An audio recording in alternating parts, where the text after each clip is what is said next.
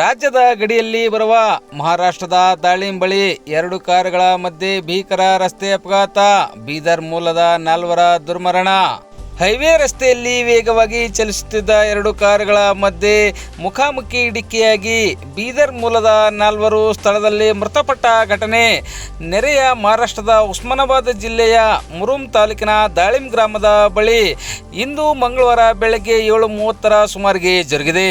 ಬೀದರ್ ತಾಲೂಕಿನ ಖಾಶಂಪುರ್ ಪಿ ಗ್ರಾಮದ ನಿವಾಸಿಗಳಾದ ರತಿಕಾಂತ್ ಮಾರುತಿ ಬಸಗೊಂಡ 30 ವರ್ಷ, ಶಿವಕುಮಾರ್ ಚಿತಾನಂದ್ ವಗ್ಗೆ 26 ವರ್ಷ, ಸಂತೋಷ್ ಬಜರಂಗ ಬಸಗೊಂಡ 20 ವರ್ಷ ಹಾಗೂ ಸದಾನಂದ ಮಾರುತಿ ಬಸಗೊಂಡ 19 ವರ್ಷ ಘಟನೆಯಲ್ಲಿ ಮೃತಪಟ್ಟ ದುರ್ದೈವಿಗಳಾಗಿದ್ದಾರೆ.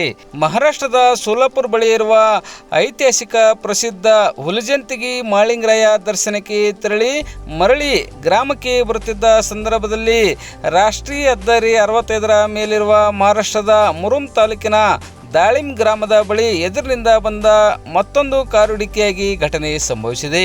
ಘಟನೆಯಲ್ಲಿ ಈ 4 ಸ್ಥಳದಲ್ಲಿ ಮೃತಪಟ್ಟರೆ ಮತ್ತೊಬ್ಬ ಗಾಯಾಳುವಿಗೆ ಮಹಾರಾಷ್ಟ್ರದ ಉಮ್ಮರ್ಗಾದ ಖಾಸಗಿ ಆಸ್ಪತ್ರೆಗೆ ದಾಖಲಿಸಿ ಚಿಕಿತ್ಸೆ ಮುಂದುವರಿಸಲಾಗಿದೆ.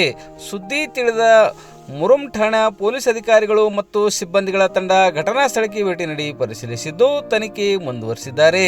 ಈ ಕುರಿತು ಮುರುಮ್ ಪೊಲೀಸ್ ಠಾಣೆಯಲ್ಲಿ ಪ್ರಕರಣ ದಾಖಲಾಗಿದೆ.